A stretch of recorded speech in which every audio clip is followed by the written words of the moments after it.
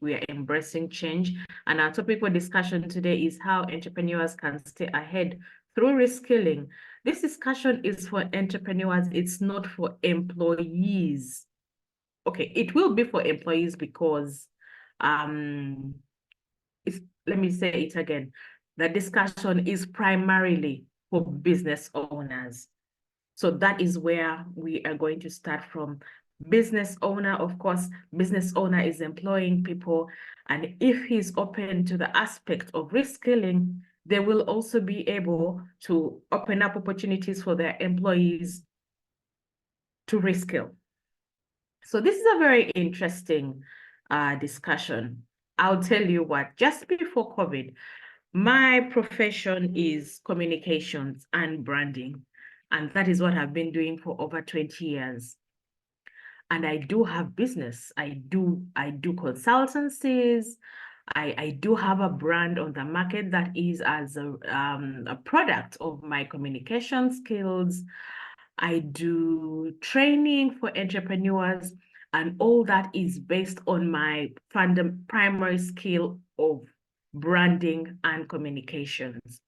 Now, during the COVID-19 lockdown, as we all sat at home watching us being engulfed in so much change, there were so many changes that were happening around me, and I started to question myself if this profession was going to serve me for the next 20 years. That was a hard question. I asked myself, am I able to rely on this skill to be able to serve me for the 20 years with the changes that are happening around me? And the answer was no. So what did I do? I decided to do a pivot. I call it a blend. Yeah, I decided to do a pivot, and I started pursuing a career in health. So right now I have been studying public health for the last 3 years, and I graduate in September this year. So I've been on a journey of reskilling, and as Anita takes us through this discussion today, I'm very sure we'll be able to share the amazing insights about reskilling. So I would like to introduce our guest today. Anita Muhaire Malinga is the Executive Director of Shine Leadership International. Anita works with young people. I have seen her holding training sessions for young people who are just coming out of university and trying to step into the workplace, and equipping them with essential skills about work ethic, about professionalism, about innovation. And I'm very sure that her interaction with young people has opened her up to the opportunities of skilling. And she is here this morning to share with us how entrepreneurs can stay ahead through reskilling. Anita, you're very welcome to the Business Recovery Series with Enterprise Uganda. Say hello to our viewers, sorry, our listeners. We're not on TV, we are on a virtual call. Hello, Anita, you're welcome. Hello, Belinda. Thank you for having me. Yes, it's a good space to be in, and I am happy to be here. As usual, when you step into the spaces of Enterprise Uganda, surely you don't remain the same. I just want to alert members on call that my video and audio are using different gadgets. So if you're not able to see me via one gadget, you should be able to see my mouth move on the other gadget. But Belinda, thank you for sharing your experience. And I think COVID sobered many of us up. And soon I will share some of my stories of how I had to equally reskill being in the spaces of with being in spaces with young people, educating and training them and reskilling them, encouraging them to reinvent themselves. I think that experience has also impacted on me as an individual as I continue, I and my team, to impact the lives of the young people of this nation. So thank you for having me. It's good to be here. Okay, without preempting your presentation, you will first tell us how you were able to be alive on two profiles. It is a skill that you need to share with us. I'm sure someone can be able to pick that. How did you do it? Let's start with that. Let's start Okay. with that as we wait for our colleagues to join us. We are now 40. Yes, so how is it that you're able to speak through one profile and we see your video on another profile? Oh, okay. I didn't think of it as a skill, but one of the gadgets that is using my video is my laptop, but I don't trust it that much because it keeps jumping off. And Okay. so I deactivated the volume on the laptop and activated the volume on my phone. So my phone Okay. is near the laptop and it can tap my voice as you can watch Mhm. my video. Mm. And you're in your car right now. Yes, and I am in the car. I had to be Yes. somewhere. Yeah. Okay. Great. So, Anita, let's start our discussion this morning. Sure. Belinda, can I share my PowerPoint? Yeah, sure, you can. Okay, so I'll just deactivate this video and then share my presentation on the other gadget.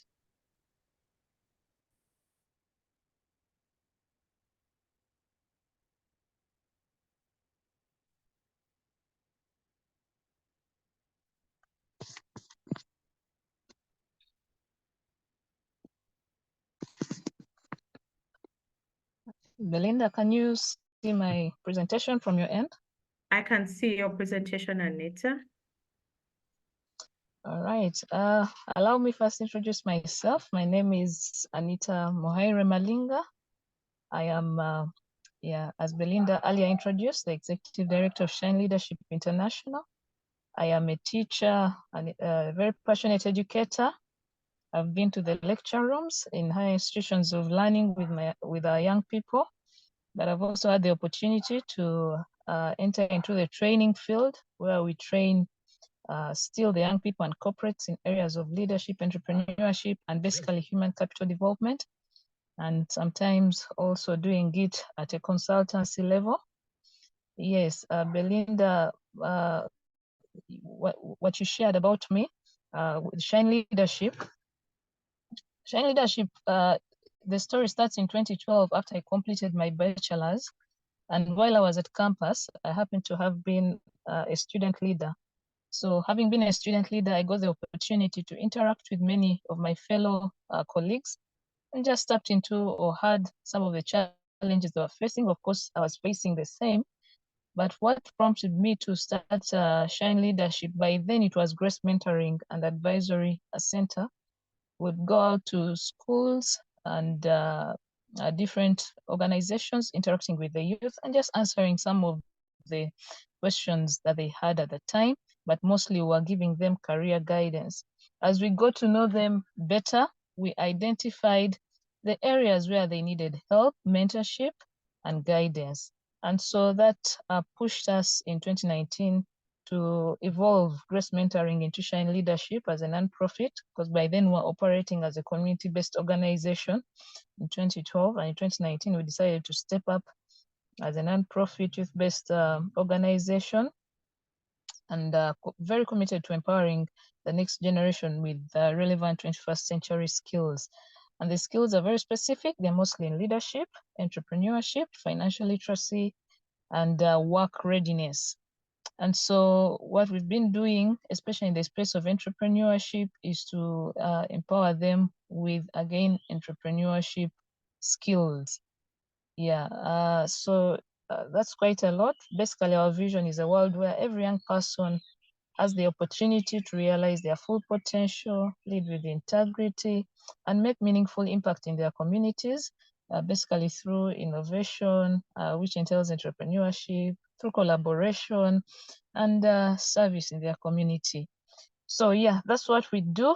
And at an entrepreneurship level, at a personal level, I've engaged quite a lot in business, where I've started some have failed, some have succeeded.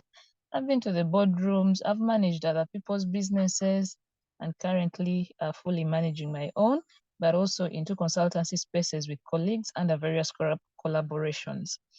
But the topic on the table today is very, very crucial for me at an individual level, but for all of us as entrepreneurs, those who own businesses, because in the space where we encourage young people to start businesses because clearly the jobs are not there. If they are there, they are very few. And so the space left is for one to be as creative and innovative as possible. And yet again, the space where we are as entrepreneurs, the business environment we are in, Belinda, you know, it's a very tough environment. And I've heard Mr. Chichi calling it very volatile, very rough, ruthless. If we're not prepared well enough for what is coming, we shall get thrown out. And so it's incumbent on us to have these discussions. And for me, what I'm doing is to preempt the discussion or start the discussion and hoping to listen in from many of the entrepreneurs on call who are in the same space as we are, to just brainstorm on this issue of how best we can embrace change and stay ahead as entrepreneurs through reskilling. And so from the information I'm going to share, I think it will trigger a bit of discussions, and we can together brainstorm on way forward given the times we are living in that are so dominated by technological advancement. So then the big question is, what is reskilling, and why do we as entrepreneurs need to embrace this change that is pushing us to reskill, to reinvent ourselves? It's a question that we all need to have. We all need to ask ourselves. The reality is we are living in a new world of work, new world of business, and according to the World Economic Forum, it actually points it out that the world is actually facing a reskilling emergency. So in essence, what the new world of work is demanding, or what the new world of business is demanding in terms of skills, it's not getting it from the people that are currently in the business environment or in the current world of work. And so there's a bit of a challenge there in terms of getting things done. And so it's incumbent on us as entrepreneurs and our teams that we are employed to find a way of reskilling and retooling them so that they match up to the standards or the environment that is currently prevailing. And again, World Economic Forum will tell us that no matter your industry, technology and economic demands are changing with unprecedented speed, and disruptive events like COVID-19 have only accelerated the trajectory. Now, Belinda, you shared your story of what happened during COVID and how you've taken on a new skill, how you've reskilled yourself intentionally, and congratulations that you'll be graduating this year. Now, COVID found me as a lecturer, and we all know that during that time, most of the schools and institutions of higher learning were shut down. Now, the unfortunate bit is that some of us even had businesses running within the institution. And so not only did the salary stop or get cut, but the business had to shut down. And so I personally had to go back on the drawing board and rethink of how to use my teaching skills or reskill myself to find ways of surviving. Now, given my teaching skills, I'm a mother of 4, and so I had to find a way of homeschooling my children during that period. And so I had to get on online, look at the curriculums of the primary sector, and try to teach them through the period. Now, as I was doing that, there were some mothers who couldn't teach their children during COVID. And so when they got to know that I was teaching mine based on the current curriculums that we are rolling at the time, they decided to bring some at my place. And in return, they were actually paying me some money that was during the COVID period. But also, I realized that during COVID, many parents or many families were so much indoor, but they had small celebrations. Now, Belinda, I had a camera that had just brought in, but I brought it in specifically for our activities for the youth, because usually when you go out to do the to do the reach out to the youth and the skilling, we needed photography services, and so I decided to get a camera for such events. But I didn't know how to use a modern camera, digital camera, as they call them.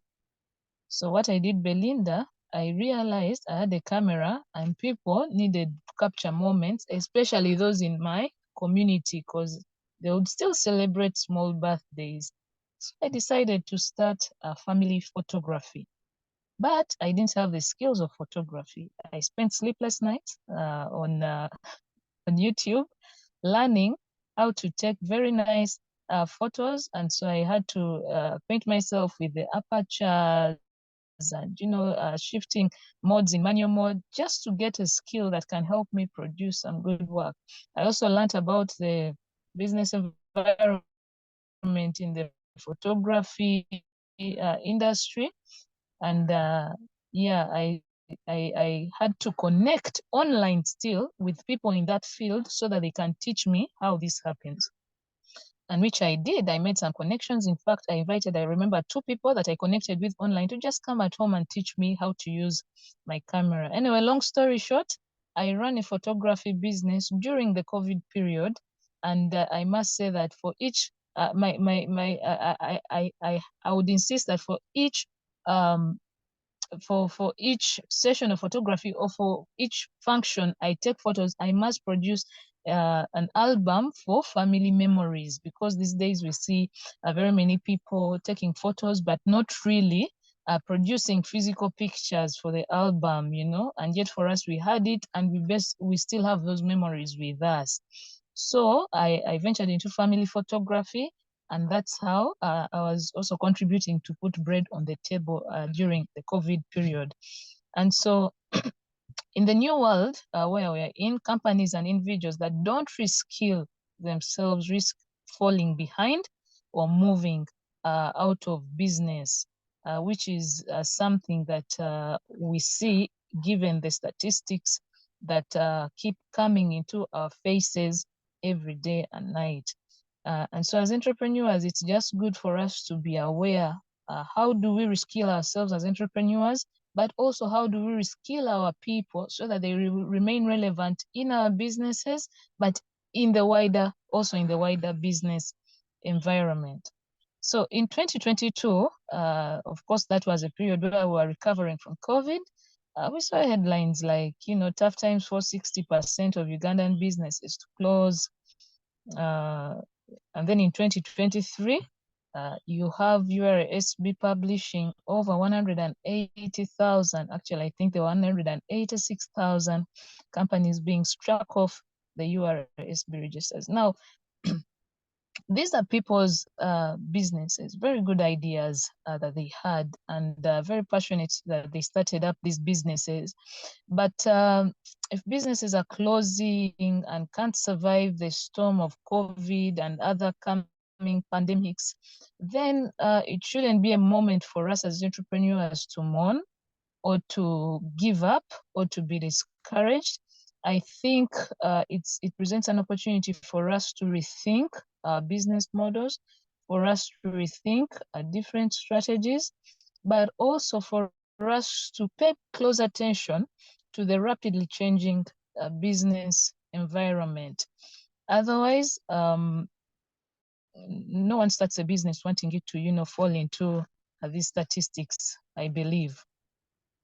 Now, Mwami Business Rescue is a consultancy firm, and in 2022, they still made their research just to find out why there are quite a number of business failures in Uganda and why we have quite a number of businesses closing, 30% closing in their first year, 50% failing within 3 years, 20% still in existence by the 5th year.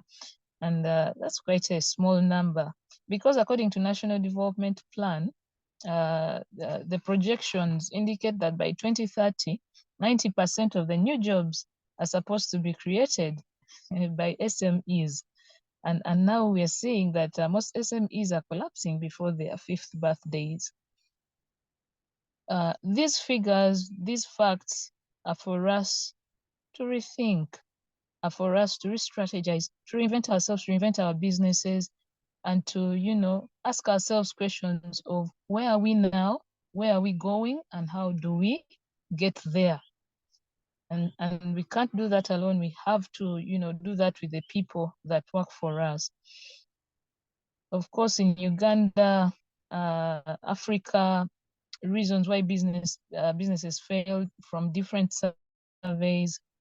Now, in Uganda, from the different surveys seen, some of the reasons say people are not ready to start the businesses. They start them up because everybody is doing business, so I should be doing business. But also we've seen errors by business owners and founders where they get so much into operations and get involved in every department of the business and all that, and don't leave enough room for the professionals to execute their tasks. And before you know it, no one is advising them, no one is, you know, guiding them on how best to do things, and then somehow the business goes down. Also, and this stood out very much from the different surveys I looked at, that there is no market for what is being sold. In essence, we are providing services, we are bringing products onto the market, and people don't actually need them. And you see in Africa, actually globally, that stood out as reason number one, that businesses are failing because there is no market. And so if there is no market, that means we've not done our research or our needs assessment as entrepreneurs.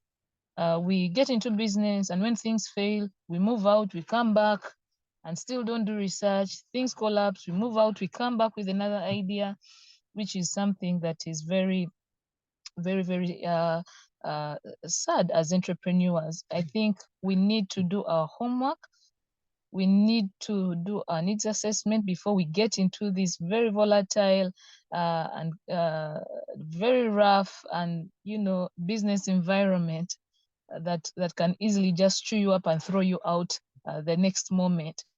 And so we need to approach it with a little bit of strategy, and we cannot approach the business environment if we don't have a strategy, and we can't have a strategy if we don't have the right knowledge to get in.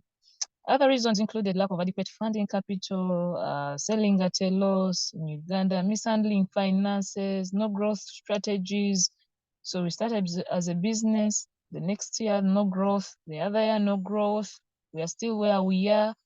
Why? Because we've not taken time to come up with some growth strategies.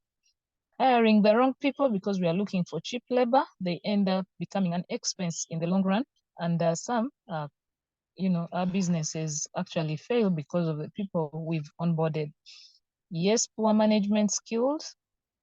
And again, this is to encourage us to continue retooling and reskilling ourselves as entrepreneurs and get the right skills to manage these businesses, especially at the corporate level.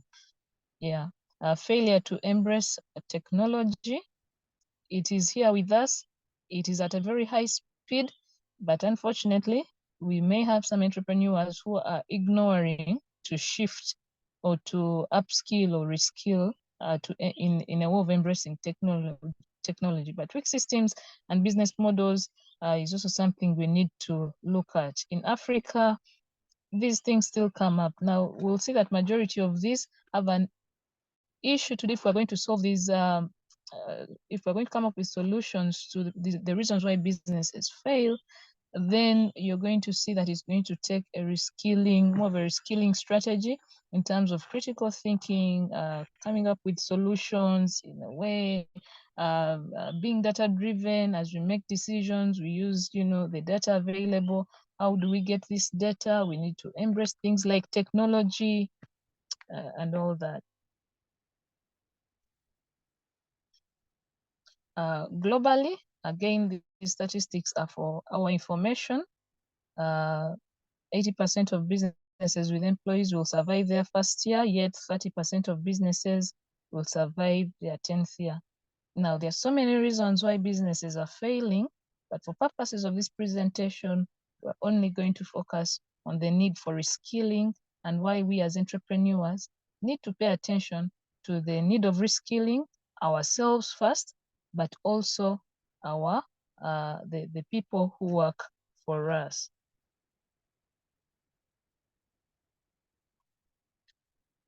I mentioned earlier that then there is an urgent need for us to pay close attention to the business environment. Now, of course, during before COVID, let me just say we were not paying as much attention to what was happening in our business environment. But now more than ever, we need to have our ears on the ground and out there, because we've seen that a war like Ukraine and Russia, or what is happening in Israel, can easily affect what is happening in Uganda. Currently, our neighboring country, Kenya, is facing an issue of floods. And as entrepreneurs, we need to ask questions of how may this affect us in the end. So the business, we cannot afford now to just box ourselves in our businesses and not mind what is happening outside our businesses. In the economic environment, paying attention to the inflation, the different rates that are out there, interest rates, the technological environment that is really bombarding every space that we are in, the social environment, political environment. We see what is happening currently in Uganda with the introduction of EFRIs, and then the legal environment. And so for us as entrepreneurs, I think the more we get to interact with our business environment and learn about it, and put on those wide lenses and analyze, and look at trends, and then be able to make decisions based on what is prevailing in the business environment. Now, business environment is not something you look at today and say, I looked at it today and tomorrow I won't look at it, because it keeps changing at a very rapid rate. And every time it changes, our businesses are affected in one way or the other. Every time it changes, our finances are impacted one way or the other. And we've seen this, when you move in town, you see people keep cleaning the board, those ones that have the rates, the money rates. 5 minutes, someone will come and put a different rate. After 5 minutes, they'll come back and grab it. So things are changing at a very rapid rate. We can't continue to ignore them as business people. So the nature of the business environment, where are we getting to? We've seen, for those that have joined, we shared statistics earlier, how 60% of businesses in Uganda were forced to move out of business around 2022. Yes, because of COVID, probably some recovered. But in 2023, we see URSB, enlisting over 186,000 businesses and striking them off the register. Probably some went back on and filed their returns, things like that. But it's just a picture to show us how businesses are struggling, and we're just having a discussion to see what are some of the things we can do as entrepreneurs to pay more close attention in regards to what is happening. And I'm sharing right now that we also need to pay attention to the business environment, because then it will trigger us in terms of what kinds of skills we need to develop in order to run our businesses well, but also in order to retool and reskill the people who are working for us. And so by nature, the business environment is very dynamic, very uncertain, complex. There's so much interrelatedness in how things are done. There are specific and general forces that come close to our businesses. And I also want to mention that when you put it in the context of being a VUCA world kind of business environment, or a VUCA business environment, which is the current business environment we are seeing, the volatility has led to increased competition, because we see many new players coming into the market, and we're seeing established companies trying to adapt to changing conditions. But also, there is a lack of predictability and ambiguity in the environment. You can't know what is happening tomorrow. And so this can make it very difficult for businesses to, make decisions and plan for the future. But again, it doesn't mean we don't have to plan. We still have to plan, but be very ready to adjust and be adaptable given the circumstances that the business environment throws at us.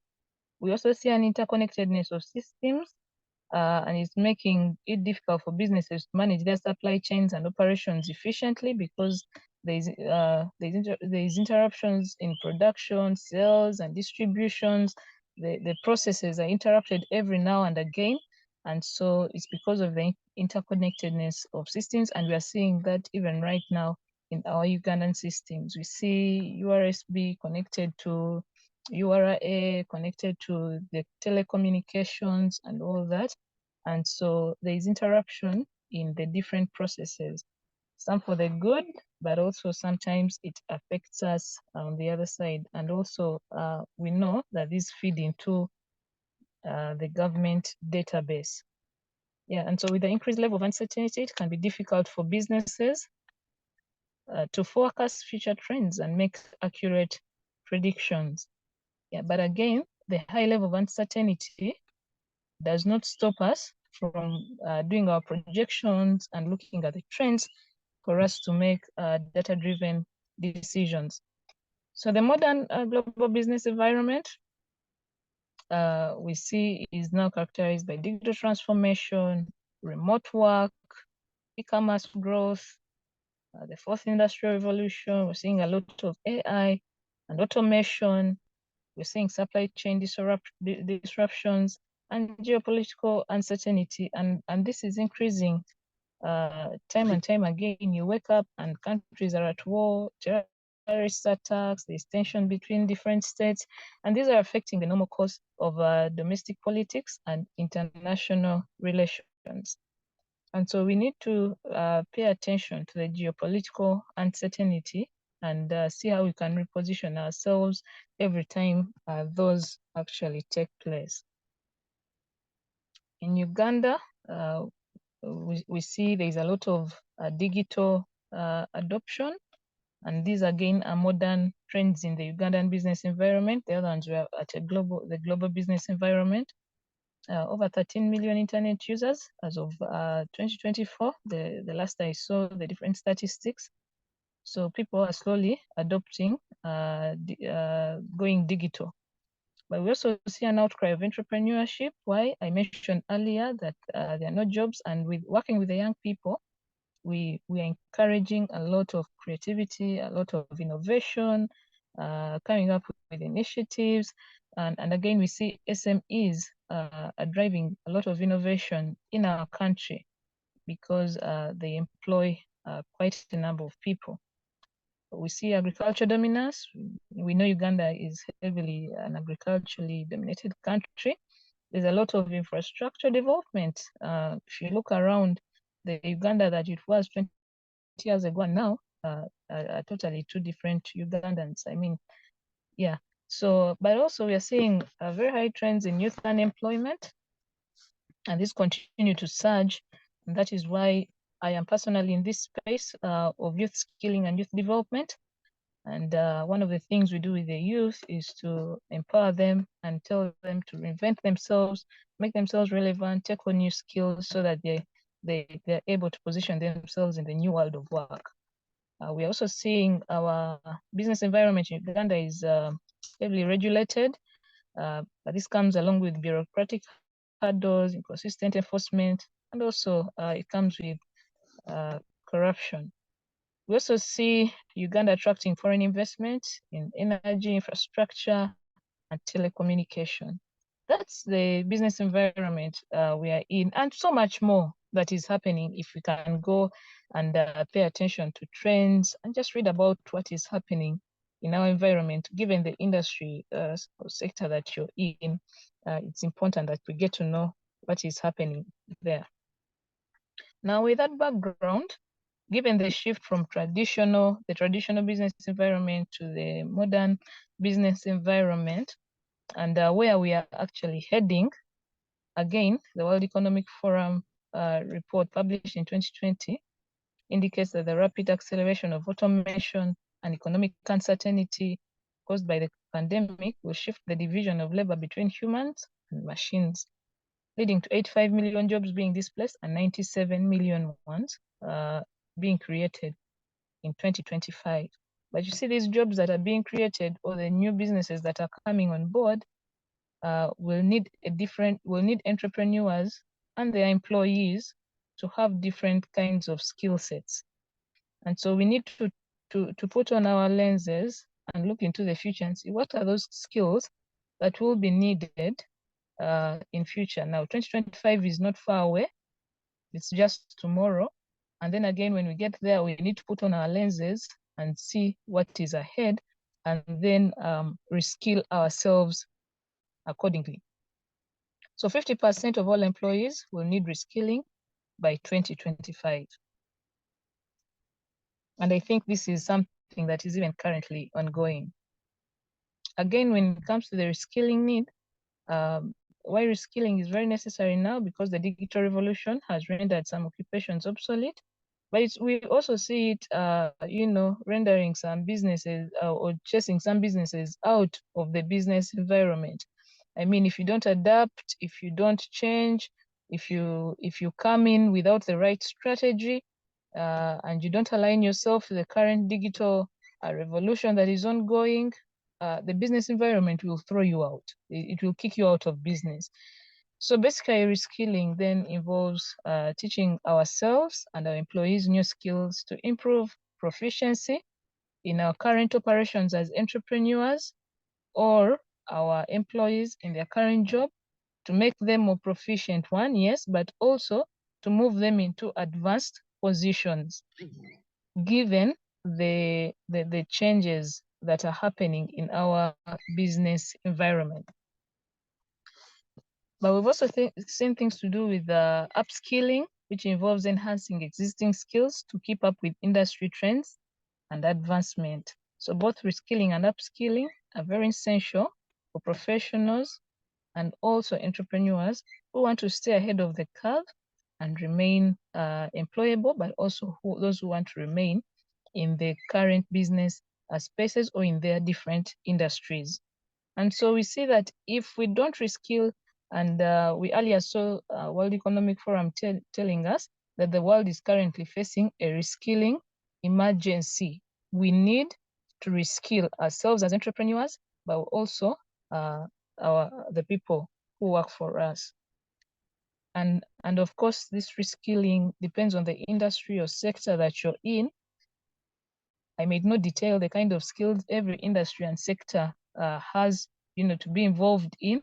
That is for you to go and do your homework and see what kind of skills will be needed in the future, and how can I prepare myself today and now. Again, I mentioned that there is a shift from traditional business organizations or traditional businesses or organizations into modern businesses organizations. So previously, we saw organizations were stable, there was a bit of routine, but now the modern business or the modern organizations are very dynamic. They keep changing, and they keep changing at a very high speed. There was a bit of inflexibility in the traditional businesses. They give you your job description, or, business. The way you do business today is the way you do it tomorrow, and things seem to be moving very well. But that inflexibility right now can throw us out of business. And so we need to be very flexible and adaptable given the changes that are coming in. Right now, given the space I'm in, now my background is business administration, corporate governance. But given that I'm into the nonprofit sector, I'm forced to take on new skills like project management and project planning, things like that. But that was not an area I was into before. But as an entrepreneur, I've realized it's an area that I need to venture into. In fact, one day we were doing a consultancy for a different for one of the NGOs in Uganda, and it was restructuring the organization, only to find that when we were having one-on-ones with the employees of the organization, one thing stood out clearly, that you cannot be in that field without without project management skills. In fact, the funders now demand that you need to have skills in project management for as long as you're going to work on any project. So we need to be flexible and need to know the demands of the current world of work that we are in. Before, the traditional business was more job focused, do your job, follow your JD and all that. But now we see it's skills focused. What can you do determines your relevance in any business and in any organization. So it's not just about doing your job. You have to go over and above your JD and make yourself relevant wherever you are, given the skills you have. Sorry about that. In the traditional business, yes, work was defined by job positions, but yeah, work is defined in terms of tasks to be done. Previously, it was individually oriented, and now it's team orientation. Excuse me, let me just drink some water. So sorry about as Anita catches her breath. We are right in the middle of a serious discussion about skilling for entrepreneurs. Yes, about skilling for entrepreneurs, and I'm here taking notes as Anita is talking to us, and I am putting myself in the shoes of an entrepreneur who has to be concerned, one, about their product, the product they are selling, two, about the customer who is buying that product, three, about the processes that produce that product.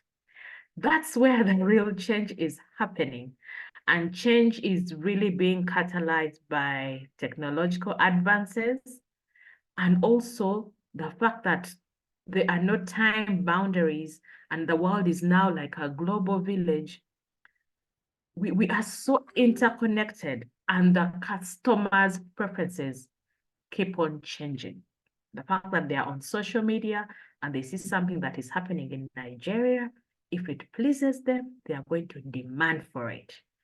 So as an entrepreneur, you have to be in a place where, one, you're very open to change, but then also realizing what do you need to do with your systems and processes and hiring of staff and employees and empowering them with skills to make sure that you save money, that you do not waste money, that we are not duplicating, that we are not paying for something twice. Do we have to hire an individual for every job, or we can get someone who can do a number of jobs? Those are the things that I am thinking about now. And I think we'll pose those questions to Anita when in the Q&A session that will be coming up shortly. Anita, are you back now? Oh yeah, thank you, Belinda. Yeah, thank you so much. Now, you mentioned very relevant things there. As an entrepreneur, paying attention to customers, products, processes, basically the value chain. And you see, if we don't embrace the change that we're talking about in terms of reskilling ourselves in right from the thought processes, our business depends on how best we're going to execute, and we can only execute our business as well when we have the right skills, when you have the right tools, but also when we onboard people who have the right skills. But even when they don't have the right skills, we need to be very intentional about reskilling them. So our processes will depend on how effective and efficient we are as individuals and how effective and efficient our people are. Our products, in the end, the innovation of our products and services, again, will depend on how reskilled we are.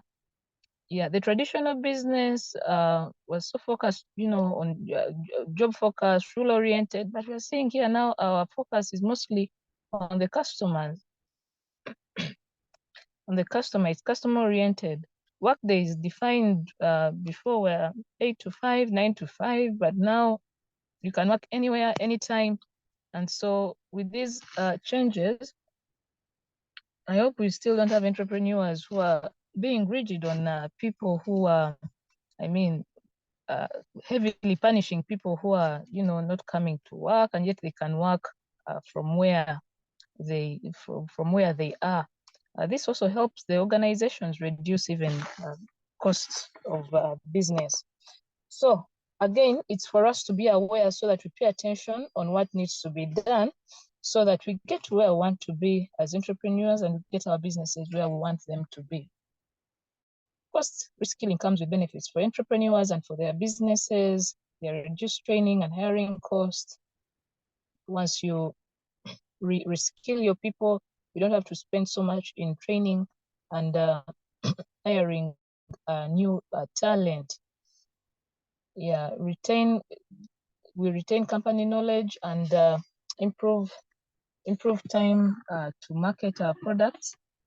Yeah, because if your workers have the right skill, if they have been reskilled, they can do the company marketing themselves, and they can be able to, sell business products with the right knowledge. Yeah, it also improves employee morale. It increases competitiveness, enhances innovation and creativity. There's improved adaptability to market changes. There's expansion of business opportunities and improves company reputation. All this helps us deliver our goods and services to our customers in a much better way. It helps us improve the quality of our products, but also it helps us improve our processes. How do we get our product to our final consumers? If in the fastest way possible, yeah, but they also need to be of quality. And so again, it takes us, it's incumbent on us to reskill ourselves as entrepreneurs, to identify skills gap of the people working for us and see where they need reskilling and retooling. We do that because eventually then the success of our business depends on us and the people work for it.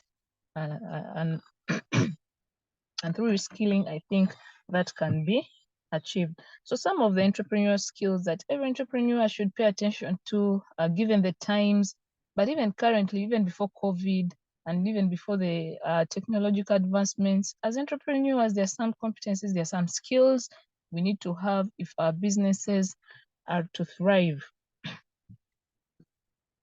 Now, this was a very interesting statistic that I came across. Research conducted by Harvard and the Carnegie Foundation has all concluded that 85% of job successes come from having well-developed soft skills and people skills.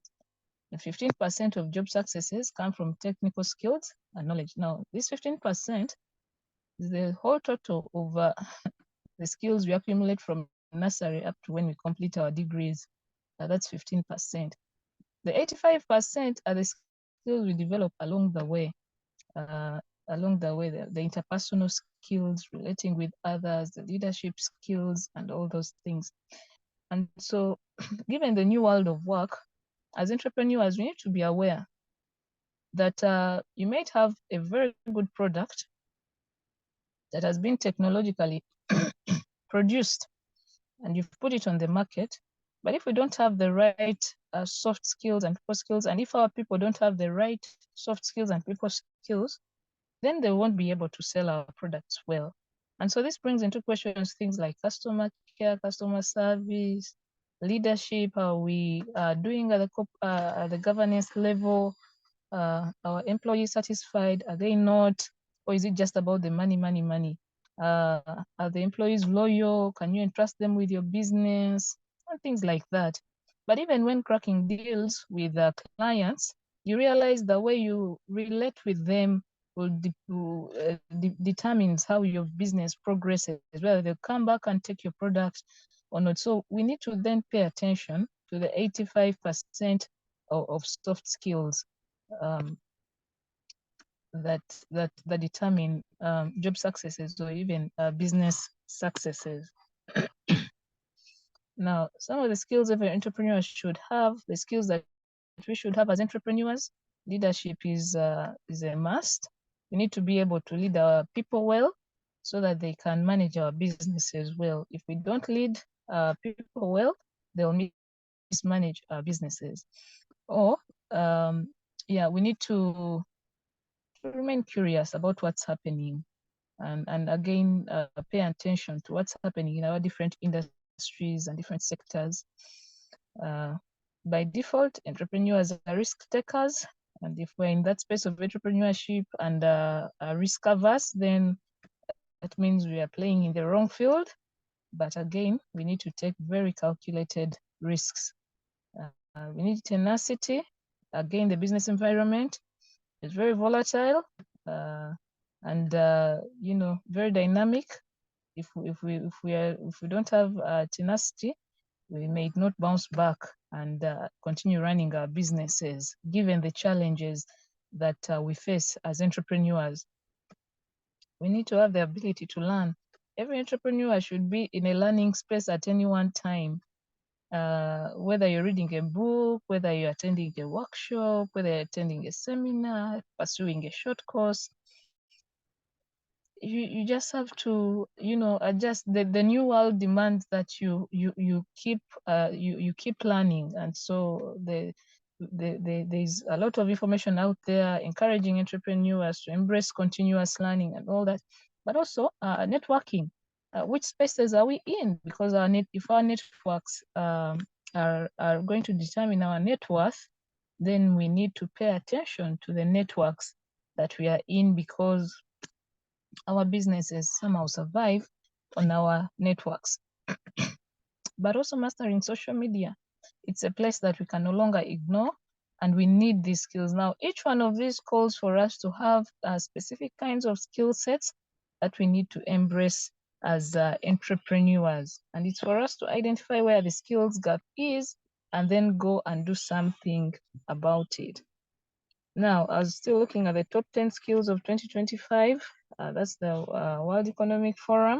2025 is just tomorrow. I probably will be talking about 2030. But we see things like analytical thinking and innovation. I've been to boardrooms, and if you're not intentional about thinking analytically, looking at trends and all that, then as an entrepreneur, the business environment will not be a very comfortable one for you. And things really like active learning, I've talked about it, and learning strategies. What are we learning as entrepreneurs? How do we grow our businesses? And I mentioned that we, at any one point as entrepreneurs, we need to be into learning spaces, different platforms that encourage us as entrepreneurs, or, you know, add some knowledge to us, add a skill to us. Complex problem solving. As entrepreneurs, we are not protected from problems. You wake up at any one time, you need to be ready to solve any problem that knocks at your door. And this takes skill, a bit of skill. And one of the skills is, again, analytical thinking. We need to, you know, be able to put our minds to it to come up with relevant solutions. Critical thinking and analysis, creativity, originality, and initiative. Now, if you look at the top 10 skills of 2025, given the previous slide that I've given, you realize the first 1, 2, 3, 4, 5, 6 skills are actually the soft skills we're talking about, the 85%. The soft skills and people skills fall into the top 10 skills of 2025. And so we cannot ignore the top skills, because our businesses then will thrive only if we take time to do our research, market research, look at market trends, do some analytical thinking, do some serious projections, be innovative in that space, continuously assess the current needs of the different markets we are getting into. Yeah, leadership and social influence, technological use, monitoring and control, technological design, resilience, stress, tolerance and fix. Yeah, these you can actually find online. So again, strategies for successful reskilling: identify relevant skills gaps, invest in continuous learning and development, utilize online courses, workshops, mentorship programs, and try as much as possible to foster a culture of learning within your organization. Now, for us as entrepreneurs to thrive in the modern business, we need to intentionally understand market dynamics, and we're not going to understand them by doing nothing. We need to do our research. Yes, we need to do market research. I mean, if statistics are showing that the reason majority of the businesses are failing is because there is no market for the businesses that are coming up, that means we are providing solutions that are not needed. Now, that is very dangerous. And the only way you can know that there is a problem, we need to know our research so that we identify the gaps that you're trying to fill. So our solution should be needs-based, not assumptions that, there is a problem here, I'll come up with a business, it will solve it. We'll get shocked and we'll run out of business. We need to do our market research and look at the different trends within our different industries and sectors. We need to be as agile and flexible in our business operations to avoid getting shocked by the different waves that come from the different directions of the business environment. So when something hits us in our businesses, it's not for it to paralyze us, but for us to be agile and flexible so that, business operations continue. We need to be continuously innovate and improve our products and services. I mean, as an entrepreneur, as we go to bed each night, what can I improve? What does the market need? What can I offer? Who can I collaborate with? Who can I partner with? Embracing technology and continuous learning. I've mentioned that again. So some of the short courses and training programs for reskilling, and they are all over the place. It's just for you to identify the one that is relevant given the season you're in as an entrepreneur, but also given the industry and different sectors that you're in, so that you remain relevant in your industry. We would want as much as possible for us as entrepreneurs to grow beyond, or to survive the 5 years where many businesses fail. And some of the courses that I would like to interest us are things to do with digital marketing, data analysis, analytics, entrepreneurship and business management. We need to do some short courses on emerging technologies, innovation processes and disruptive business models, leadership and team management, financial literacy and accounting, things to do with project management, customer service, remote work and collaboration. And again, I mentioned industry-specific skills. So know your industry, know it very well, know what products or services you're putting out there, know what skills will be relevant in your industry, identify the skills gap in your area, and find a way to reskill yourself and to reskill the people that are working for you. So when entrepreneurs ignore reskilling, there will be reduced competitiveness, and eventually this will throw you out of business. There will be loss of efficiency and productivity. There is inability to innovate. I mean, we won't have the relevant skills to innovate. Talent retention and attraction challenges.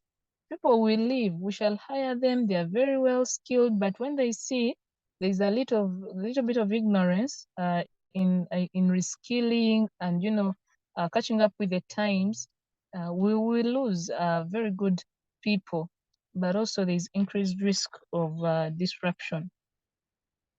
So Peter Drucker puts it very well that the only skill that will be important in the 21st century is the skill of learning new skills.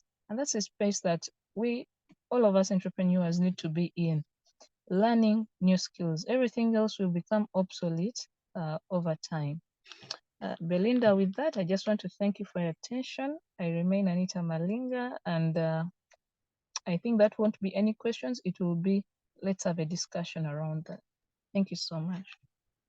Great. Thank you, Anita. What a thought-provoking conversation.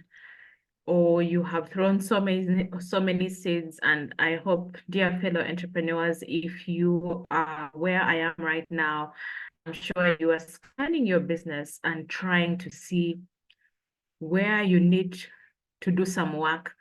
So Anita has made it very clear that change is constant, and in our present day, it is happening very fast, faster than we can even breathe. You know, we are so exposed. We are, there's so much happening externally in the political world, in the economic world, and but we still want to do business. We still want to make that product that our consumers are going to keep on buying for a very long time, so that we can make profit and meet our needs. But then the fact that there's so much change that is happening, what do we need to do for our businesses to make sure that we stay afloat? I've just been thinking of the changes that are happening lately. For example, the fact that, I'll just give an example of EFRIS. I think EFRIS is something that we can all relate to, and many entrepreneurs have to do some kind of reskilling to be able to work with it, or else they're going to have challenges. And then just recently, we had a discussion with the government procurement, the processes of PPDA. We realized that most of the government processes are moving into the online space. So if businesses want to benefit from this, they have no choice but to be digitally agile. There is no excuse at all. We are looking for young people to work in our businesses. Our young people have a different work culture. Are we ready to embrace that? They are not going to stick to the traditional way of doing business. Are we ready to meet them halfway so that they can give us value and we can offer them a reward? Those are questions that are going through my head. Are we able to utilize the resourcefulness of one employee to make sure they do more than one job? It is very possible, so that we don't have a duplication of roles, so that we can also save some money for our businesses. And also the fact that leadership is critical. We have to lead these young people. We are like parents. I recall one of the presentations we had here at the end. We just concluded that the fact that people spend so much time at work, the business leader becomes like a parent. So as you run the business, as you watch your processes, as you look at your product, as you look at the customer, you have to take care of the employee to make sure they're not overwhelmed at work, to make sure that they deliver. So leadership is very critical, especially working with young people. Thank you so much, Anita, for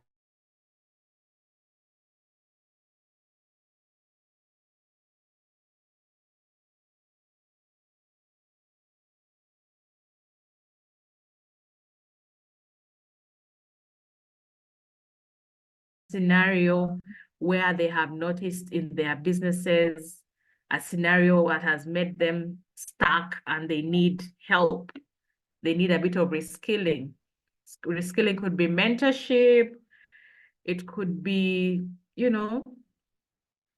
fixing your process, finding a shorter way of doing something, a cheaper way of doing something without compromising quality.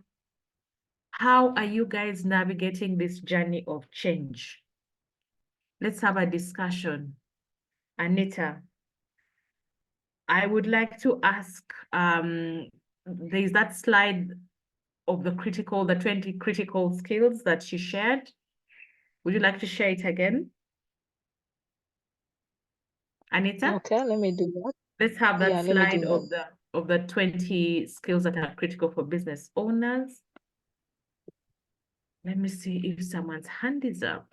You can put up your hand or you can type your question in the chat if you have something you would like us to discuss about reskilling. Yeah.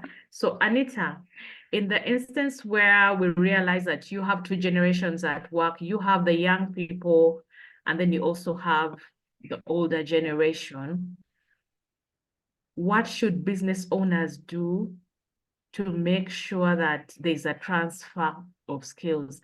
I think it should really be an exchange, because there are skills that young people have that the old people need, but then also there are skills that old people have that the young people need. How do you navigate that? Thank you, Belinda. Now, first of all, when having worked with the young people for some time, they are very resourceful in terms of energy, in terms of ideas. They might lack a bit in terms of skill, and that's where they need mentorship. But how can we utilize their energy and ideas to grow our businesses? And then for the old people, it's for them to, you know, have that, how do they call it, the growth mindset, and the willingness to learn new skills. I know it can be a little bit disturbing to embrace change at that level. You've been in the industry for quite some time, and now all of a sudden you're being bombarded with technological advancements and trends that are threatening business, and you need to take on some new skills in analytics and all that. It will need those that have been in business for a while to have a growth mindset that will help them not shut down the young people, because one of the things the young people say is that, you know, people think they don't know, they are not smart. And of course, I know the old people are trying to be careful not to, you know, not to have the young people destroy what they have built over time. But I think with mentorship and skilling them intentionally, just trying to help them grow into the systems and the different processes that can help us run our business as well. Because Belinda, you know, you reach a certain age and you don't have the energy to, you know, be everywhere and at the same time and, you know, do all these things. But it's a unique gift our young people have, and we can leverage it and tap into it, and so that our businesses can thrive. So we don't need that will mean not looking at them as a threat, and being intentional about mentoring them into the different systems and processes of our business. Yeah. So that they can get to learn how things are done. Okay, great. Thank you. Thank you, Anita. So I'm very aware that one of the things that leads to reskilling is really technological advances. And what they do is they make skills irrelevant. Yeah. So I want to give an example of recently we used to go to the bank and fill in a piece of paper. So you go to the bank, you fill in a piece of paper, and then you go to the teller, give the teller your money and the piece of paper, and then they punch something into the computer, and then, you know, they complete the banking transaction. But right now, you just have to go with your account number. That is if you even have to go to the bank, okay? If you have to go to I want to use this example because it has a practicality that I want us to highlight. So right now, when you go to the bank, you just get your money, read out your account number, and then the teller will receive your money. So right there, the person who used to print those banking slips, Anita, that person lost money. They must have done it for a long time. It could have been a business. They were even contemplating passing on to the next generation.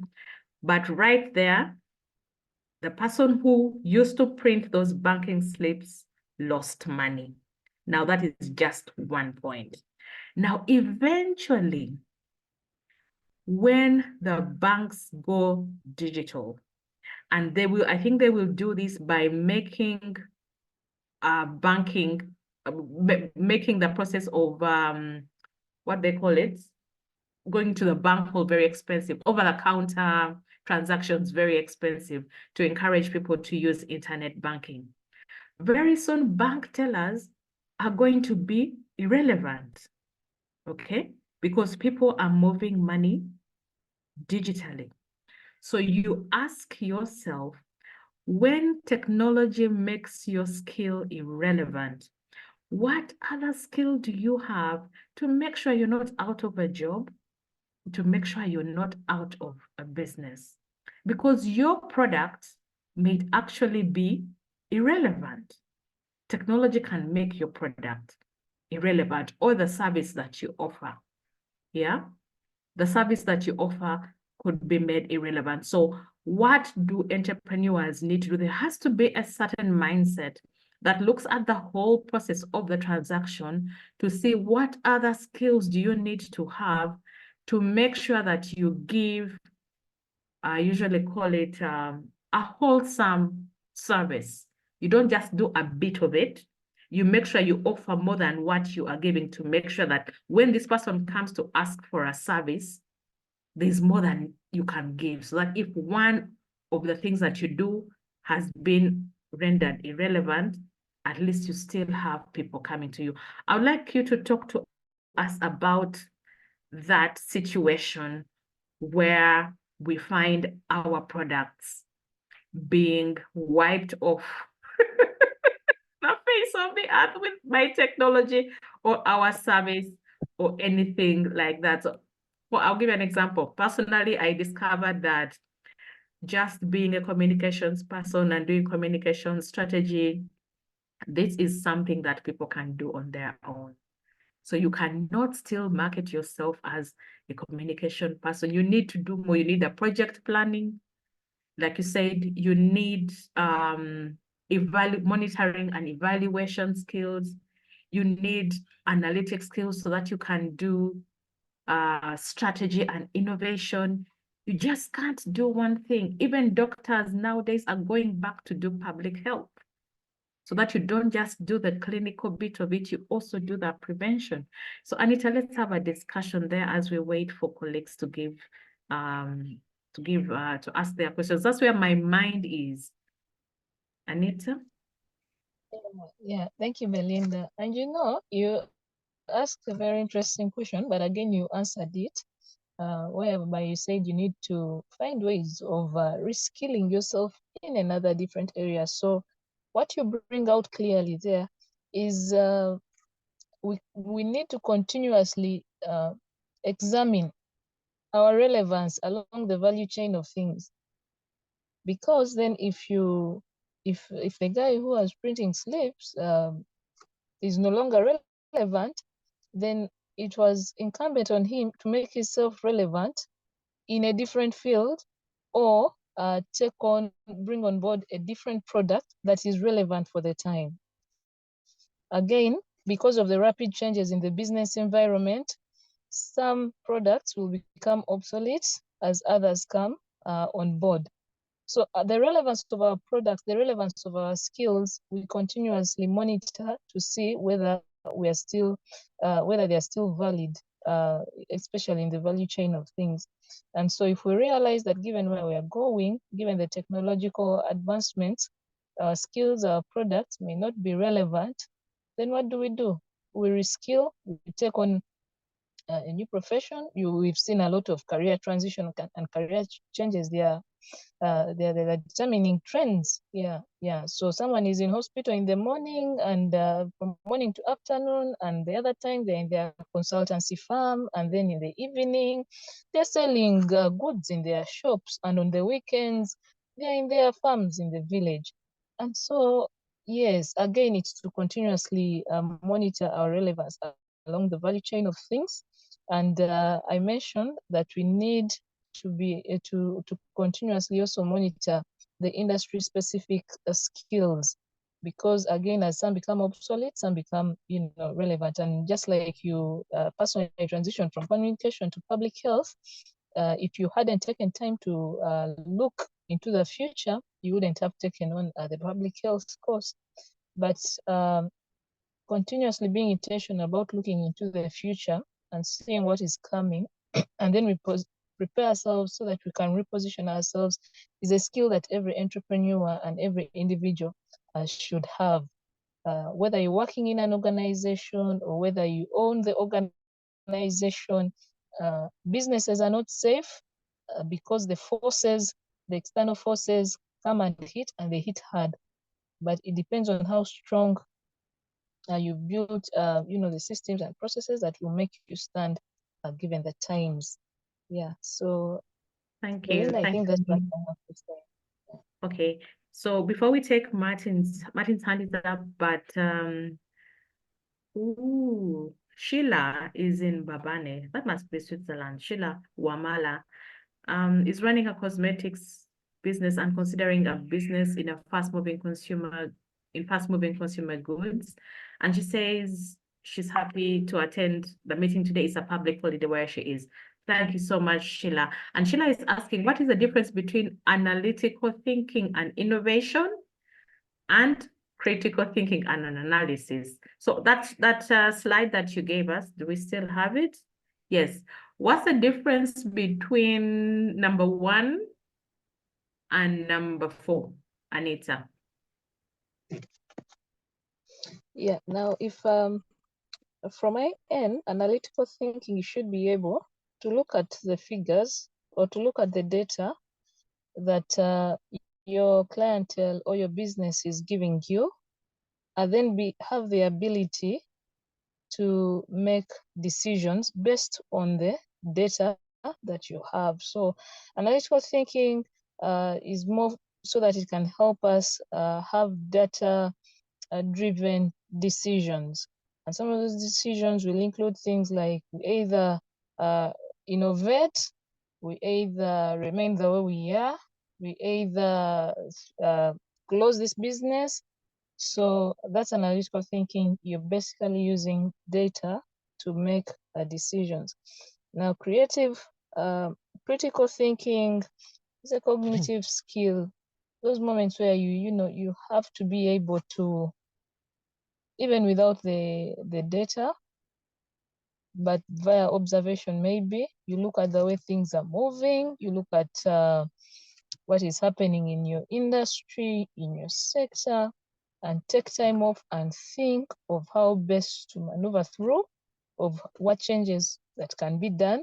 So critical thinking basically may not have the decisions made out of that may not be data driven, if I can approach it that way, Belinda. Okay, thank you.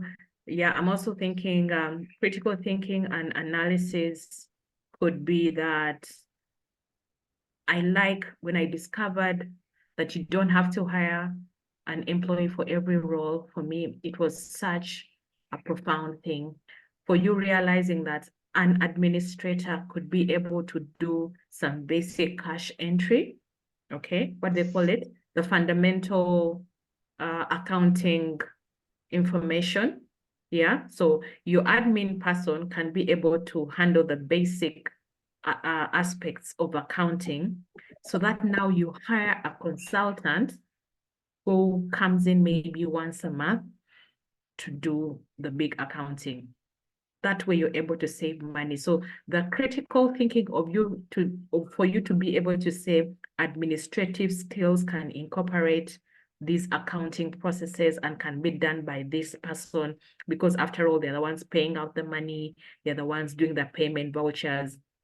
That's a very good connection. And analytical thinking and innovation is saying, okay, I need to open, I need to scale, I need to scale, I need to maybe open a branch somewhere else. And then you realize that, okay, maybe instead of opening a brick and mortar, you could go online. Yeah, you could open up a website so that you can now sell your items online. Now, the analytical thinking, of course, comes from the data that you have collected. Data is the footprint of customers. So you say, okay, if all the people who are buying my products are of a certain age group, of a certain maybe technological exposure, of a certain demographic, these people have phones, they have data, they can be able to do an online transaction, and they can also be able to pay online. So instead of you going and spending X amount of money paying for a shop in Nadia, you rather have so the innovation there is, instead of having a brick and mortar outlet, you actually take your product online so that you save money. That is how I would look at that. Martin, your hand was up. Did you put it down? Charles, Martin, are you there? Okay, Charles, okay, Martin, there you go. Martin, please ask your question.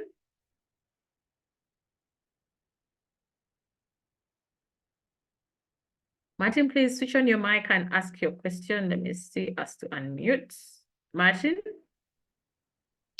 Okay, thank you very much. Can you hear me? Yes, I can hear you, Martin. What's your question? Belinda, thank you very much. Anita, thanks a lot for that good presentation. My question is just simple. Can you hear? Yes, we can hear you, Martin. Please ask your question. So, to Anita, I would like to know, what is the best way and how can we inspire our successors? Because once we start, we want to continue with it. Thank you very much. Is it clear? Okay. Yes, it's clear. That's a question about succession. Charles Lagu? Charles? Thanks, Belinda. Yes, thank you, Martin. Charles? Charles Lagu? Thank you, Belinda. Yes, sir. How are you today? Thank you. Fine. Uh-huh. Thank you, Anita, and thank you, Enterprise Uganda. We are very glad with the presentation of Anita. The question is, we SMEs, we are not that very big, but we have capacity to grow. Now, a number of these skills you have articulated are very, very good. We totally agree with you. But where do we get the balance? What is your advice? Because what proportion of our resource will we commit for this skills acquisition vis-a-vis the business growth? Because capacity is good. So the question is, where do we get the balance so that we don't we don't put all the money in skilling and then the capital bit is also suffering. So I need that. And there are strategies we can use so that we balance the skilling concurrently with the growth of the business without necessarily having to endanger each. And if there are skilling opportunities, I know there are a number of them which you have articulated, but they are cost implications. And now, like for Enterprise Uganda is good. This is one of them, but there are a number of others.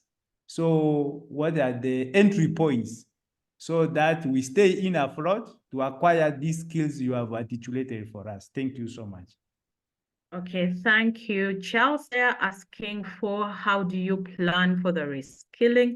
We'll take our final question for this morning. Sumi Hamid, please ask your question. Sumi?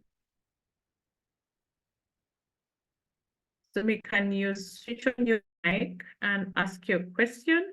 Yes, there you are. Yes, please. Thank you very much. I'm Sumi Hamid from Changwali Refugee Settlement. I happen to. Hi, did you just mute yourself? Hello, Sumi, please switch on your mic. Did we lose Sumi? So please switch Sure. on your mic. I think it's on. Can't you hear me? Okay, yeah, please go ahead and ask your question. Okay, please. I was just going to say I am one of the oldest refugees in Uganda, and I happen to be very passionate with entrepreneurial leadership. I didn't have a lot of opportunities to study, but I am running a company in the names of the Hasa Holdings Company Limited, and also a founder of a nonprofit called Humanitarian Services Action. And this is where my question comes to Anita. If you could guide me, do you think I am being correct or being wrong to run two initiatives of different nature, that is for profit and non-profit at the same time? But still also, given my ambitions, I still think that given the death rate of businesses that start, the skills that you articulated while presenting are the main reason why businesses are failing. And I identified that, and this has just informed me that I was in the right track.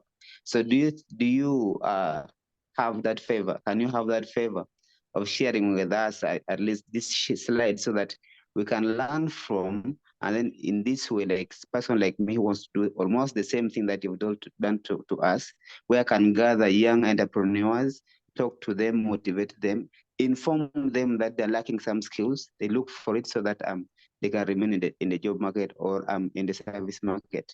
So thank you very much. Okay, Sumi, is your question about how you can work with young people to reskill them? Is that your question? Yeah, it is correct, but also if I can get some resources from Enterprise Uganda. What do you mean by resources? Can you be Like this, clear on that? like for example, the slides that has been used for training us here. Okay, great. Yeah, so the slides are usually available on the Enterprise Uganda YouTube channel. You can just go there and watch this particular presentation and the ones that you have missed in the past. And then, of course, it's good that you are tuned into the Business Recovery series that happens every Thursday. So, Anita, we have two questions. The first one about succession and the other about how do we plan the reskilling. Then we'll look at a few questions in the chat and then we'll close today's discussion. Anita? Yeah, thank you so much, Belinda. And thank you, Martin, for asking that question. The only way you can that you can empower your successors is by delegating tasks. And also, as you mentioned, you need to empower them by equipping them with different skills. I'm under the mentorship of one of my mentors in the consultancy field. And so many times when we go ahead to do tasks, because it's a field that I'm, new into, I've seen him throw me in spaces that have provoked or had to trigger my thinking on how I should approach the consultancy or the assignment. And he won't tell you that I'm doing this so that, I'm mentoring you to do. No, he'll just throw you in it, and then he'll tell them, Anita will be able to deliver. Now, I know he knows my potential, but he also knows where I lack. But I think he's very intentional about helping me acquire the skills I need to thrive in that environment of consultancy. And if he keeps taking on every task, then it does not give me and my other associate consultants the opportunity to grow in the field of consultancy. And so as a business owner or a business head, we need to be intentional about empowering our successors by giving them tasks to do, creating opportunities for them to thrive, and not keeping them at the back end of things all the time. it's okay for you to sit back and watch them do what you want them to do, or do what you would actually do. So mentorship is something we need to be very intentional about, and this comes with you withdrawing yourself and trusting that the people you're training or the people you're mentoring can be able to run your business in your absentia. Now, the challenge is that many entrepreneurs may not do that and hope that when they are gone, their businesses will survive. But if we've not been intentional about stepping aside while we're still alive or while we're still around, to watch how other people run our businesses and give that guidance when we are able to, then there we're not approaching it the right way, I would say. So let's delegate. Let's allow the young people, create an environment for them, or create an environment for our workers and staff and allow them to make decisions. Some of the decisions may be wrong. That's not an opportunity for you to fire them. It's an opportunity for you to, guide them and nurture them.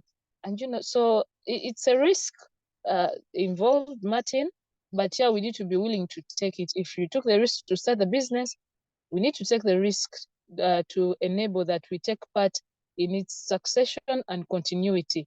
And this will mean you need to withdraw yourself at some point and allow other people to lead and to take up those spaces as you watch and guide and correct from a side.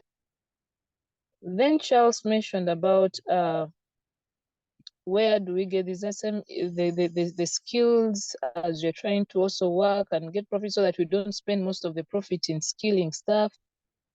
Once you have a business and you have workers, that business is a platform that can give quite a number of skills to your workers only if you let them, or only if you create an environment for them to take on these skills. Invite them to meetings where you are once in a while.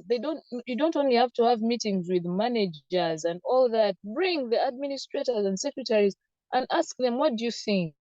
And you'll be surprised. Some of these people we are ignoring and are not actually, taking time to ask questions because we think they are young, because we think they are new, they don't know what to do. The only way to develop analytical skills is by giving someone the data and ask them, what do you think? And allow them to tell you their thoughts and allow yourself to get surprised. Yeah. Active learning. Some of these courses I've shared, they are online. You can recommend as a business owner that there is this short course, even within your networks. There are trainings that happen. So some of us are entrepreneurs and on call. How many of us have recommended some of our staff to come and attend a session like this? Yeah. So we don't need to actually spend money on every skill we want our employees to learn, but we need to create an enabling environment for them to develop these skills, the people skills. You're going for a networking, probably a session, you have a seminar, a workshop. Go with 2 of your employees and let them have that exposure. See how they behave, ask them questions, interact with them. It's a way of nurturing them. When you continue thrusting them in those positions and you continue creating an enabling environment for them to learn, then unknowingly or unconsciously, they develop these skills, creativity, originality, because exposure has a lot it does. And if we continue leaving people in our boxed organizations and not inviting them to boardrooms and meetings that provoke critical thinking, analytical thinking, we'll continue having a workforce that is, that is not innovative, a workforce that is not growing our business, and a workforce that just, waits to get salary even without doing much in the business. So let's tap into all our staff potential and let's together with them, you grow your business. I'll end with Hamid, who asked whether it's okay for him to run 2 initiatives, for profit and non-profit. I totally find no fault with it, Hamid, for as long as you're able to apply yourself very well, and so that neither of the businesses collapses. Thank you, Belinda. Great. Thank you so much for those responses, Anita. We have a few contributions in the chat. Oh, Rosette, welcome. As we embrace the new markets outside our countries of residence, how can we mobilize and encourage our governments to remove barriers of trade like visas? That is something for us to think about. We might need to be reskilled with some negotiating skills. Thank you, Anita, for the presentation, and Belinda for moderating. You're welcome, Rosette. So yes, there we go. We've come to the end of today's business recovery series. I want to thank you so much for spending your time with us this morning.